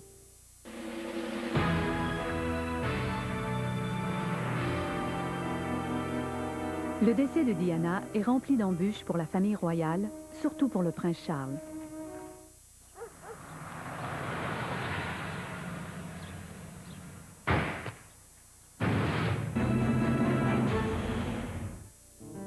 Durant toute sa vie, cet homme a été élevé pour accomplir un seul objectif, devenir roi et succéder à sa mère. Se faire dire qu'il n'est pas à la hauteur de l'emploi par la femme censée être la plus proche de lui, ça a dû être très embarrassant. La reine ordonne à Charles et Diana de divorcer pour en finir avec les dégâts que leur guerre personnelle inflige à la monarchie et à leurs enfants. En août 1996, le divorce est prononcé et le prince Charles, de nouveau célibataire, est maintenant libre de poursuivre sa relation avec Camilla. Il décide que le temps est venu de secouer son équipe. Le prince dînait avec l'avocat du divorce de Camilla, Hilary Brown Wilkinson. Elle lui a mentionné qu'elle connaissait un type très bien qui travaillait comme directeur à la commission des plaintes contre la presse. Il s'appelait Mark Boland. Grâce à son travail au sein de l'organisme de surveillance de la presse, Boland a développé d'excellents contacts parmi les journalistes. Et quand il rencontre le prince Charles, il use de son charme légendaire. Ce qui a vraiment plu au prince, c'est que lorsqu'ils ont parlé de sa vision de l'emploi, il a dit « Je m'attends à ce que ce soit amusant ». Le prince était stupéfait. Il arrivait à dire l'inexprimable, mais il le faisait d'une manière si amusante et si charmante que soit la remarque passait, soit il marquait des points parce que Charles le reprenait et comprenait le message qu'il voulait transmettre. C'était une façon brillante de procéder.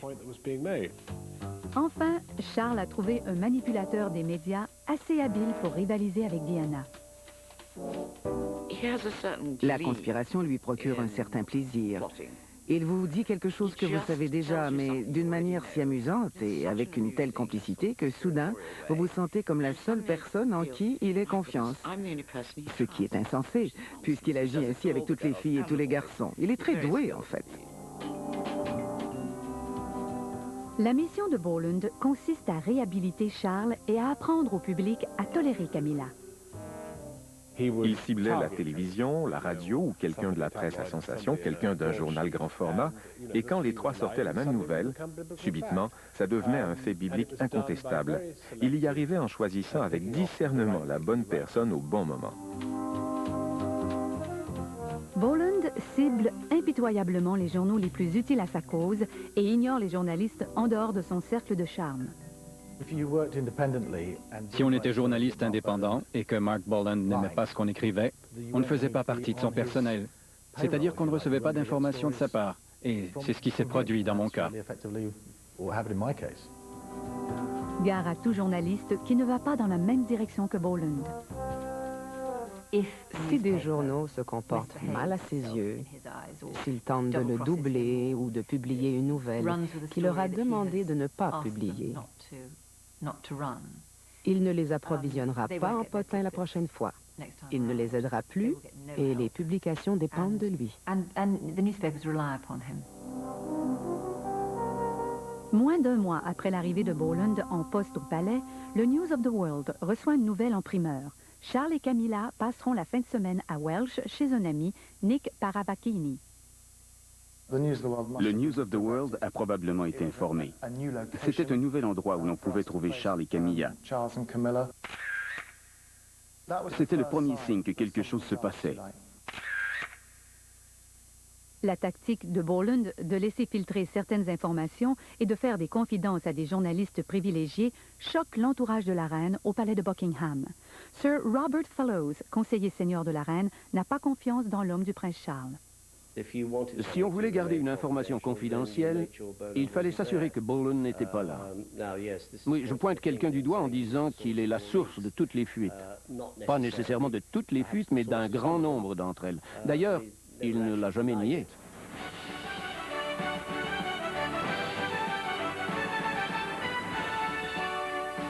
Si la reine et sa suite voulaient des preuves à l'effet que Boland jouait avec le feu en tentant de persuader le public d'aimer Camilla, il n'avait pas à chercher bien loin. En janvier 1997, ITV organise un débat sur l'avenir de la monarchie. Our audience here will be voting on whether the country would want, and this is interesting, want Camilla as queen. We'll be finding out whether Britain believes there'll be a monarchy 100 years from now. Quand le public vote, la marée de carton rouge confirme la profonde impopularité de Camilla. L'équipe du prince Charles s'impose un délai à l'intérieur duquel lui et Camilla doivent réussir à gagner les faveurs du public. Les gens de la cour se sont dit, nous sommes au début de 1997, la reine célébrera son jubilé d'or dans 5 ans. Le prince de Galles doit en faire partie intégrante. Ce qui nous laisse 5 ans pour faire de lui une personne acceptable pour qu'il soit partie intégrante de la célébration. Ils se sont mis à l'ouvrage sérieusement, mais cela impliquait aussi sa relation avec Camilla.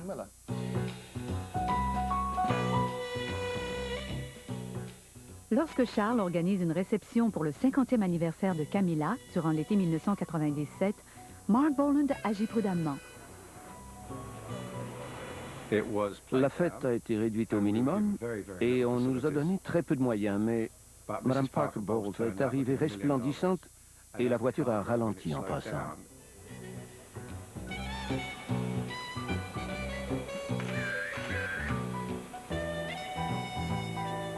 Mme Parker Bowles avait une allure bien soignée. Elle portait les bons bijoux et sa coiffure était géniale. C'était une charmante image et tout le monde l'a publiée le lendemain.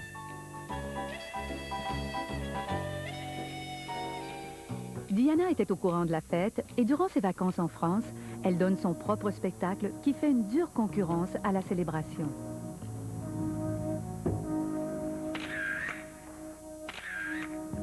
Puis, le 31 août, la campagne de mise en valeur de Camilla est interrompue.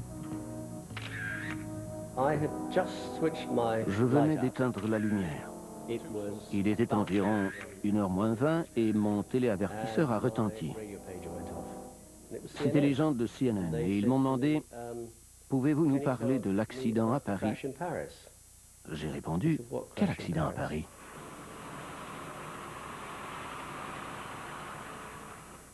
Puis, vers 3h20, on m'a informé qu'elle était décédée. 30 minutes plus tard, j'étais au service de presse du palais de Buckingham en complet, cravate noire, le veston ôté et les manches relevées.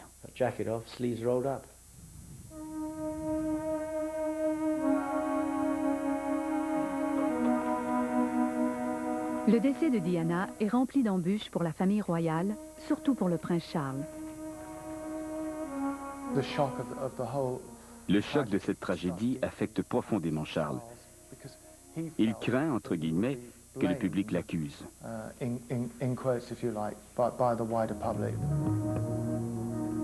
Lorsque la dépouille de Diana arrive en Angleterre, les rumeurs colportent que la reine ne veut pas de funérailles nationales. L'équipe de Charles veut absolument présenter son homme comme la personne luttant pour assurer un traitement royal complet pour Diana. Ironiquement, l'homme pris au milieu de tout ce manège, le conseiller senior de la reine, est marié à une des sœurs de Diana. La vérité, c'est que Robert Fellows a tout de suite dit qu'il devait y avoir des funérailles nationales en règle, et en fait, selon ce que j'ai compris, il a dû persuader la famille Spencer qui souhaitait plutôt une cérémonie privée. Ce qui s'est véritablement passé est encore chaudement contesté. Mais le camp du prince Charles gagne la guerre des mots aux dépens de ses propres parents, dont nous nous souvenons comme hésitant à s'impliquer dans les préparatifs de funérailles nationales pour Diana.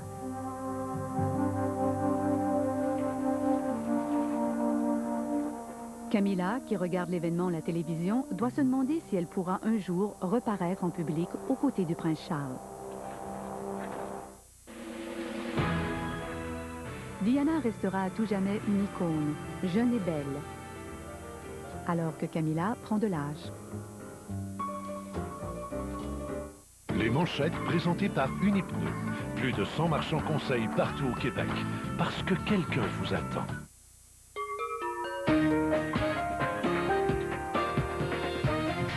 Les allégations sont en Écosse pour leur lune de miel.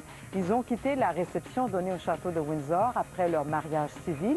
Leur union a reçu la bénédiction de l'archevêque de Canterbury. Jean Charest et son épouse sont rentrés de Rome cet après-midi après avoir assisté aux funérailles de Jean-Paul II. Le premier ministre a été avare de commentaires sur l'actualité canadienne. Il s'est contenté de dire que la cérémonie à Rome a été émouvante. Une jeune femme est morte et 2 personnes ont viré leur maison avant plusieurs semaines. Au Proche-Orient, l'armée... Ils sont sortis 20 minutes plus tard, accompagnés entre autres des 2 fils du prince Charles, William et Harry. La reine n'a pas assisté à la cérémonie civile, pas plus que son mari d'ailleurs. C'est pour ne pas contrarier le désir d'intimité des mariés, a dit Élisabeth II. Mais il y a certainement une autre explication, affirme cet historien. Les relations entre la reine et son fils, c'est connu, sont très tendues. Donc, elle n'a jamais apprécié l'apparition dans sa vie de l'autre femme. Mais la reine et le prince Philippe ont pris part à la bénédiction nuptiale, à la chapelle Saint-Georges du château de Windsor, tout de suite après la cérémonie civile. La nouvelle épouse avait revêtu une robe manteau de soie grise. Devant quelques 800 personnes triées sur le volet, le couple s'est promis fidélité. Une cérémonie plutôt simple. À leur sortie, les nouveaux mariés ont longuement serré les mains et reçu les félicitations des Britanniques, réconciliés avec Camilla, la mal-aimée. C'est donc l'épilogue heureux d'un amour longtemps caché et qui dure depuis près de 35 ans. Maryse Gagnon pour le réseau TVA. Les dernières déclarations de la commission est maintenant entourée de gardes du corps. Immédiatement après la mort de Diana, il était paru évident que tout projet de réhabilitation de Camilla devait être mis en veilleuse. Elle devait s'éclipser pour un moment. Pour que le public finisse par accepter Camilla, cette dernière doit absolument tisser des liens avec les fils de Diana.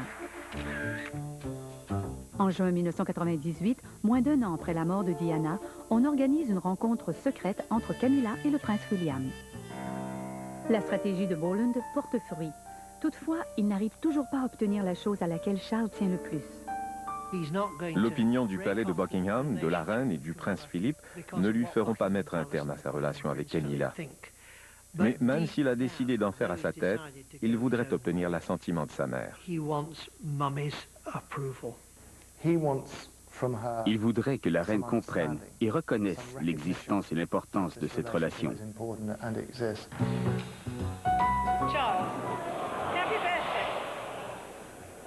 Pour célébrer le 50e anniversaire de Charles, la reine organise une réception. À son tour, Charles organise une fête à Highgrove en présence de Camilla. Il souhaite que la reine en soit l'invitée d'honneur. Mais à 50 ans, l'idée d'inviter sa mère l'angoisse tellement qu'il demande à un ami de s'en charger. C'était parfaitement ridicule d'agir de la sorte. La reine a évidemment décliné l'invitation car elle savait que Camilla y serait.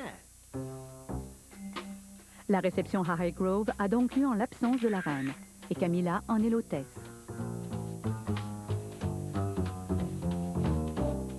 Mark Boland se demande comment tourner la voracité des tabloïds au profit de Charles et de Camilla. On promettait une prime importante en échange de la première photo du couple, et ils le savaient bien. Les gens me disaient, quelle serait la photo idéale? Et je leur répondais, une photo exclusive de Camilla Parker Bowles et du prince Charles, prise dans un endroit retiré. À l'époque, cette photo nous aurait bien valu un tirage de 200 000 copies supplémentaires.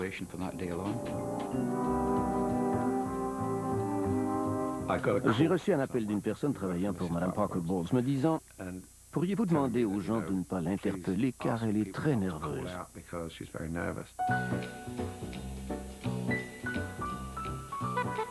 Il voulait vraiment que ça se passe bien.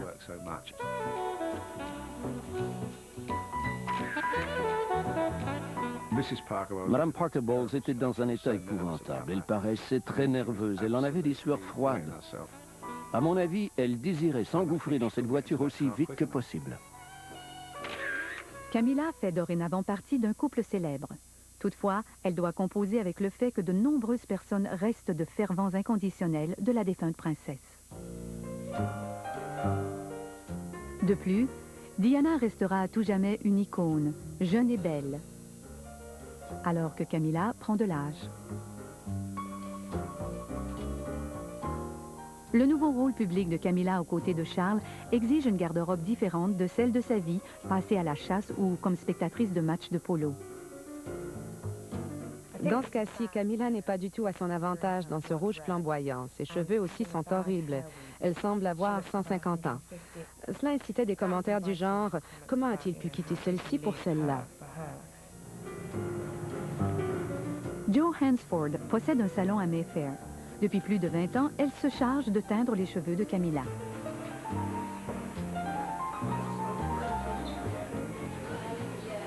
Tout le monde croit qu'elle a subi une métamorphose, mais ce n'est pas le cas. Elle a toujours soigné son apparence. Elle se soucie de ses cheveux, de ses vêtements. Elle se préoccupe vraiment de son apparence. Lorsque Camilla est devenue une personnalité publique, on aurait voulu qu'elle s'habille plus chic. Le prince Charles, lui, l'adore et la trouve magnifique. Non seulement fait-il pour ses vêtements, mais il lui arrive parfois même de les choisir. En juin 2000, Camilla participe à une soirée bénéfice réunissant des célébrités et organisée par le prince Charles. La seule journaliste invitée à cet événement est Victoria Mather. C'était la première fois que le prince de Galles et Madame Parker Bowles participaient ensemble à une soirée destinée à faire étalage des réalisations du prince. Ils sont arrivés ensemble. Toutefois, la presse s'intéresse dorénavant plus à ce que porte Camilla qu'au fait qu'elle se soit présentée au bras du prince Charles. Ça a été toute une surprise. Quel faux pas malheureux. Elle portait une robe Versace. Voici Madame Parker Bowles en rouge jeune fille. Selon moi, c'était vraiment une erreur. J'ai cru comprendre qu'elle s'était demandé jusqu'à la dernière minute si elle devait porter cette robe.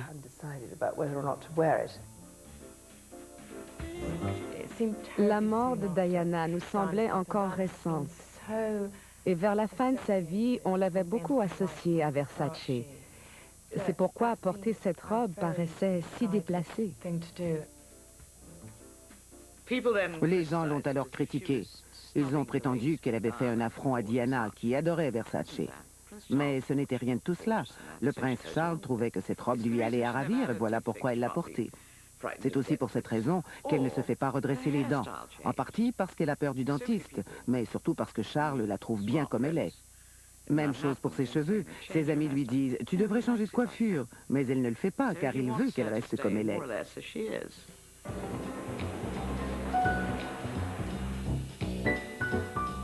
En septembre 1999, Camilla est suffisamment sûre d'elle pour entreprendre un voyage largement médiatisé.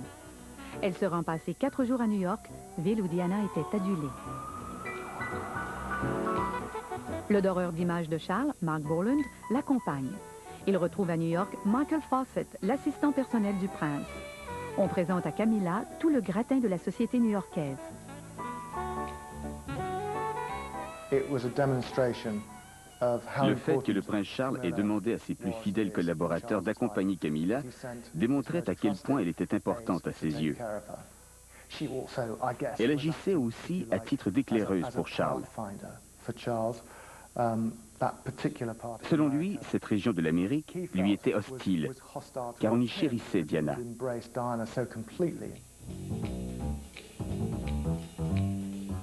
L'arbitre de la mode, Anna Wintour, était une figure importante de la scène new-yorkaise qui avait adoré Diana. Camilla visait l'establishment new-yorkais. C'était le territoire de Diana, mais je crois qu'elle s'est tournée vers un milieu plus âgé et plus conservateur de New York. Le New York Post commente le voyage de Camilla en utilisant le surnom dont Diana l'affublait. Plusieurs membres de la haute société new-yorkaise la rencontrent, dont le réputé prince du Chintz. Les New-Yorkais étaient fascinés par le fait que cette femme s'était soudainement retrouvée sur la sellette, aux côtés d'un membre de la famille royale. Probablement que nous, les New-Yorkais, sommes tous snobs, comme les snobs anglais. Je crois que les gens étaient surpris que cette personne que la presse anglaise traitait de tous les noms soit en fait une femme très gentille et très aimable. Les gens se bousculaient pour lui adresser la parole. Elle était géniale.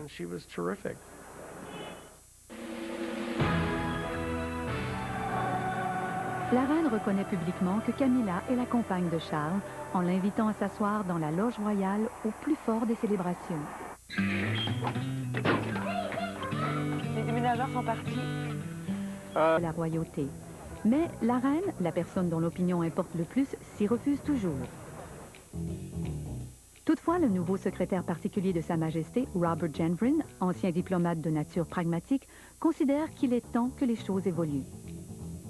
L'occasion rêvée se présente lorsque Charles organise une réception à Highgrove pour célébrer l'anniversaire de l'ancien roi Constantine de Grèce, un parent très proche de la reine depuis de nombreuses années.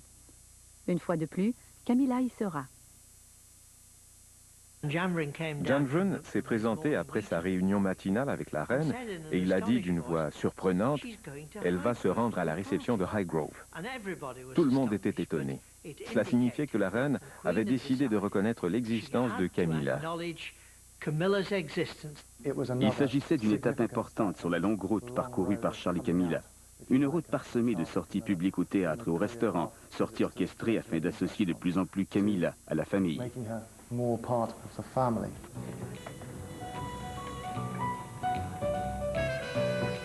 Lorsque l'année du millénaire se termine, Mark Boland peut se réjouir. On reconnaît maintenant publiquement Camilla comme étant l'hôtesse et la compagne de Charles. Mark Boland est en quelque sorte le saint patron des causes désespérées. Et la cause la plus désespérée pour tout doreur d'images à l'époque était celle du prince Charles. Il fallait le transformer en Charles le Bon, lui permettre de laisser derrière lui l'image de Charles le Dingue qui parle aux plantes, de Charles le Père insensible, de Charles le mari adultère, et le transformer en Charles le Bon. Et puis réussir à faire de même avec la méchante sorcière Camilla, afin que les gens comprennent enfin que ces deux-là sont faits pour aller ensemble.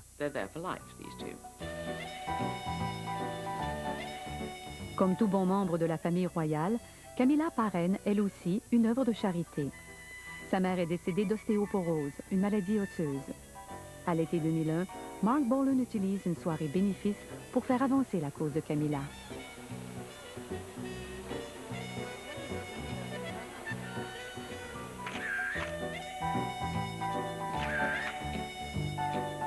À Alors que la nation entame l'année du Jubilé d'or, l'époque où l'on considérait Camilla comme cette autre femme abjecte n'est plus qu'un vague souvenir. Mais l'image de la nouvelle Camilla ne s'est pas faite sans frais. Elle est maintenant un élément important du budget de la cour du prince Charles. Il veut qu'elle soit élégante. Les robes des grands couturiers sont évidemment très chères. Le prince se soucie constamment du bien-être de Camilla. Il se souvient de l'époque où le public la méprisait. Deux anciens agents de protection font office de chauffeur et d'accompagnateur. En fait, ce sont ses gardes du corps. Elle a un conseiller en communication et le service de presse du Palais Saint-James parle maintenant en son nom. Elle a du personnel de bureau, 2 assistants. Elle reçoit beaucoup de courriers, dont de nombreuses invitations. Elle dirige Highgrove. Elle est la maîtresse des lieux. Tout le personnel de Charles est donc à son service. Combien ça coûte? Je n'en sais rien. Probablement aux alentours de 600 000 $ par année.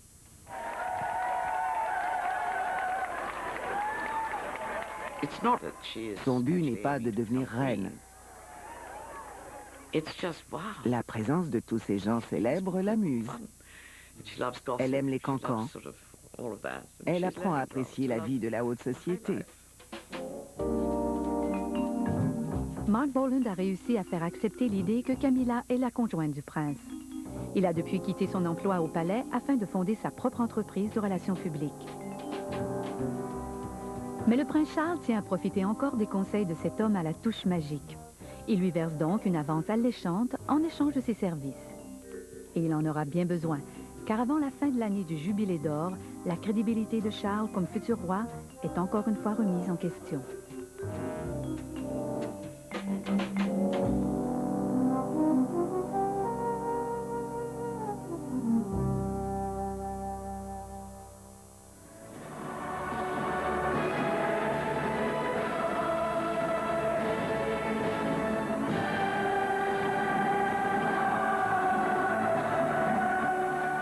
Lors du Jubilé d'or de la reine, la campagne pour réhabiliter l'image de Charles semble couronnée de succès.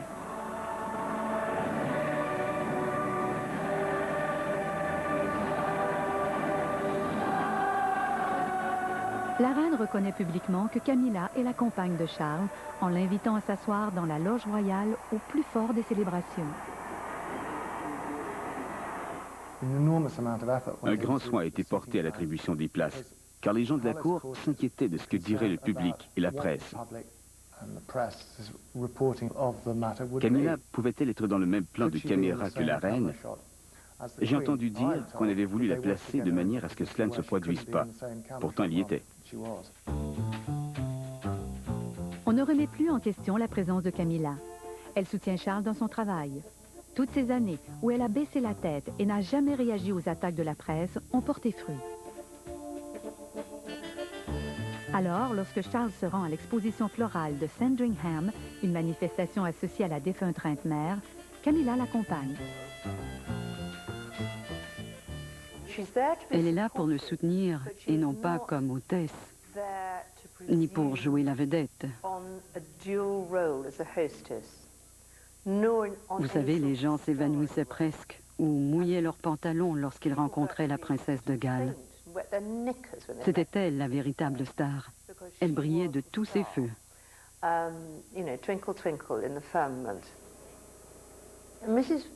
Madame Parker Bowles est tellement plus posée.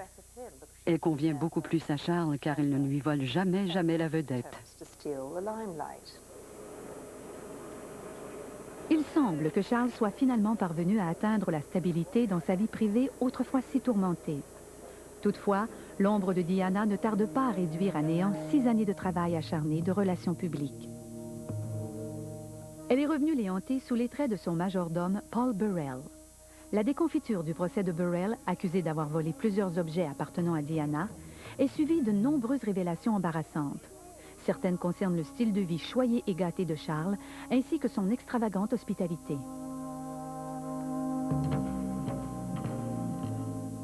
Même la reine le trouve dépensier.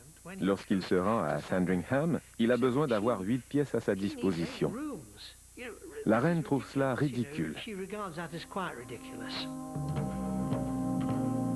Pour organiser tous les détails de sa vie, Charles compte sur son ancien majordome, Michael Fawcett, devenu depuis son assistant personnel. Lors des retombées du procès Burrell, une personne avise les journalistes que l'assistant personnel de Charles est aussi connu sous le nom de Fawcett le Rustleur, car il aurait prétendument revendu des cadeaux officiels afin d'en partager les profits avec Charles.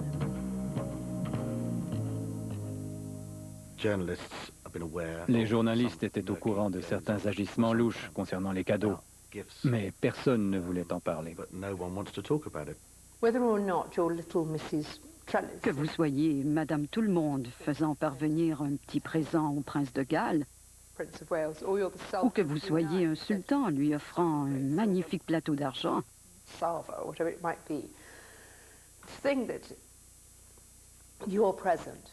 savoir que votre cadeau puisse être vendu comme objet d'occasion par le valet de quelqu'un est tout à fait méprisable, non? Non seulement la réputation de Charles est-elle entachée par ces allégations de transactions financières douteuses, mais une fois de plus, son jugement est remis en question. Il ne s'occupe pas des aspects pratiques de la maison. D'autres personnes s'en chargent. Parfois, ces personnes vont attirer son attention sur certaines choses et vont lui demander « Savez-vous qu'un tel fait ceci ou cela ?» Et s'il apprécie un tel, ou s'il en a besoin, il peut aussi bien dire, comme il l'a déjà fait dans le passé, « Je m'en moque. » Les révélations qui ont suivi le procès de Burrell ont nui considérablement à Charles. Il a dû instituer une enquête. Toujours en cours, elle est dirigée par son secrétaire privé, Sir Michael Peet.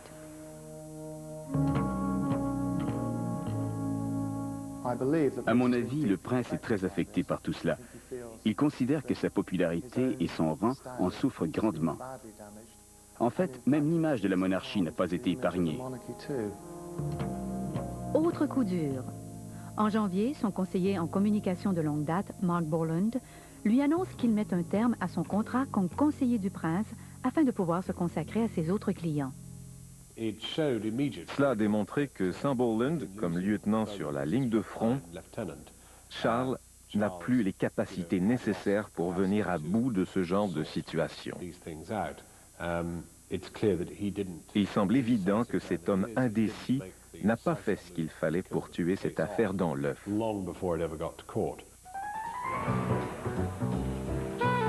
Ignorant l'hostilité de la presse suite au procès de Burrell, la reine participe à une soirée privée au Ritz en l'honneur de son jubilé d'or. Camilla y est conviée et elle s'y rend en compagnie du prince Charles. Le public accepte mieux Camilla. Selon les sondages, 50% des personnes interrogées sont en faveur du mariage de Charles et de Camilla. Toutefois, les 2/3 s'opposent toujours à ce qu'elle soit reine un jour. Un de leurs amis intimes m'a dit récemment, « Franchement, je crois qu'ils ne peuvent pas espérer plus que ce qu'ils ont en ce moment. Ils ont un bon modus vivendi. Camilla ne se fait plus harceler quand elle se promène dans la rue. Elle peut aller au théâtre avec lui. Elle n'a plus à se cacher dans le coffre de la voiture. Elle a de belles robes et rencontre des gens divertissants. C'est merveilleux. Mais un mariage, ça me paraît peu probable. » L'affaire Burrell planant toujours au-dessus de la tête de Charles, tout projet de mariage doit être mis en veilleuse. Les décisions importantes à long terme doivent être prises. S'il fallait que la reine meure et que le prince Charles lui succède alors que Camilla n'est pas encore sa femme, que deviendrait-elle? Ce serait une situation extrêmement complexe à résoudre une fois Charles sur le trône. Il vaudrait mieux y voir avant son couronnement.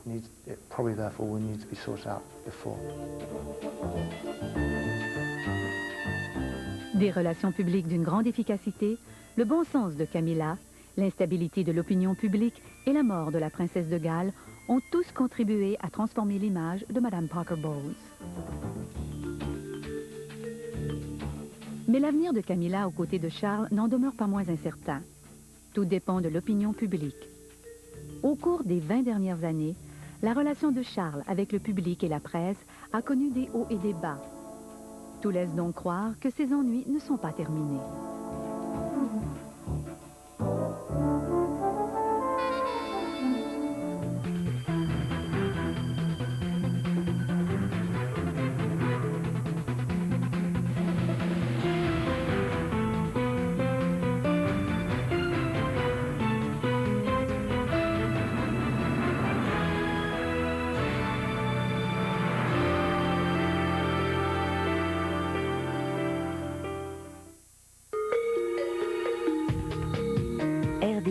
le réseau de l'information de Radio-Canada depuis 10 ans. Dès le 16 avril. L'événement de l'enquête. Le tout pour le tout, samedi prochain, 18h30. Arthur, je ne suis plus.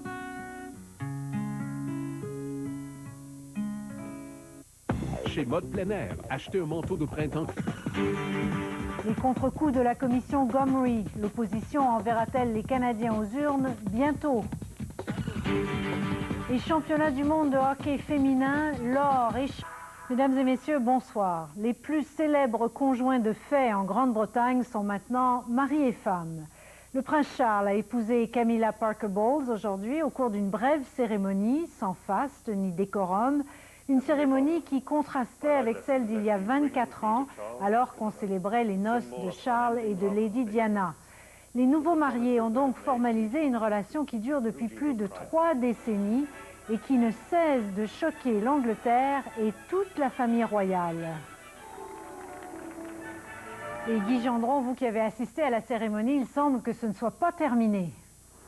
Oui, Céline, les nouveaux mariés se trouvent ce soir en Écosse pour leur voyage de noces et sans doute pas fâchés d'être aussi loin. Vous savez, ils vivaient en concubinage depuis plusieurs années. C'est sûrement un moment qu'ils attendaient depuis longtemps. Mais l'atmosphère était aussi agréable qu'une visite chez le dentiste. Ils se sont aimés toute leur vie adulte. Et finalement, ce midi, Charles et Camilla se sont rendus à l'hôtel de ville de Windsor pour unir leur destinée lors d'une brève cérémonie civile et privée. Ce sont les fils aînés, issus de leur précédent mariage, qui ont servi de témoins. La reine Élisabeth et son mari ont boudé l'événement. Ils n'étaient pas les seuls. À peine une dizaine de milliers de curieux s'étaient déplacés le long du trajet entre l'hôtel de ville et le palais de Windsor. L'enthousiasme n'était pas au rendez-vous, comme si une ombre, celle de Lady Di, planait toujours. Camilla sera toujours tenue responsable de l'échec du premier mariage de Charles et Diana, selon une majorité d'Anglais. Un échec que le futur roi et dirigeant de l'Église anglicane a tenté de racheter par une cérémonie religieuse pour bénir sa nouvelle union. Celle-là était retransmise en direct. On y trouvait toute la bonne société, des têtes couronnées, des politiciens et cette fois, le couple royal. La reine portait une robe blanc cassée et un air cassant. L'accueil était froid, pas de marche nuptiale, pas d'échange d'anneaux. Le couple, à genoux, a dû réciter un acte de contrition, le plus sévère que l'on trouve dans le livre des prières. Nous reconnaissons et déplorons les multiples péchés et méchancetés que nous avons commis, provoquant avec raison la colère divine, ont-ils lu avec l'archevêque de Canterbury, avant qu'il les interroge sur la signification du mariage et leur demande à tour de rôle de s'engager à rester fidèles jusqu'à ce que la mort les sépare. L'union ainsi reconnue à défaut d'être consacrée, les époux pouvaient espérer réintégrer dignement la famille royale. Pour la première fois sur le parvis de la chapelle, on les a vus tous ensemble. La froideur du vent et de l'atmosphère était évidente. Jamais la reine ou son mari n'ont félicité les mariés ou ne leur ont adressé la parole. Le seul moment de détente est survenu quand le couple princier s'est rendu saluer quelques sujets invités sur la pelouse du château. À défaut de faire rêver comme les contes de fées, ce mariage a au moins le mérite de rapprocher la royauté des réalités de la vie moderne, où l'on préfère les histoires d'amour au mariage de convenance. Guy Gendron, Radio-Canada, Windsor.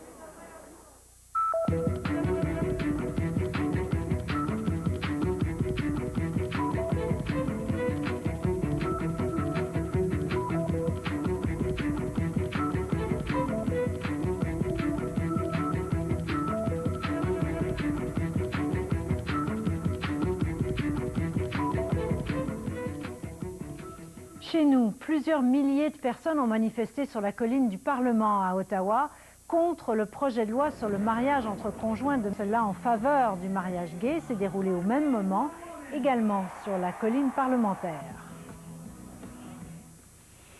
Le scandale des commandites hante le gouvernement Martin depuis ses tout débuts et ça se poursuit avec la publication d'un nouveau sondage national assez accablant pour les libéraux.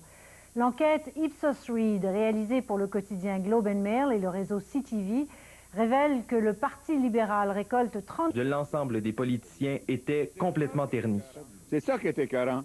Moi, j'ai passé 40 ans de ma vie en politique, en renonçant à toute fortune, à toute accumulation d'argent, en faisant des sacrifices imposés à ma famille pour me faire salir par Jean Chrétien et sa gang. Il y a toujours une limite. François Cormier, TVA, Montréal.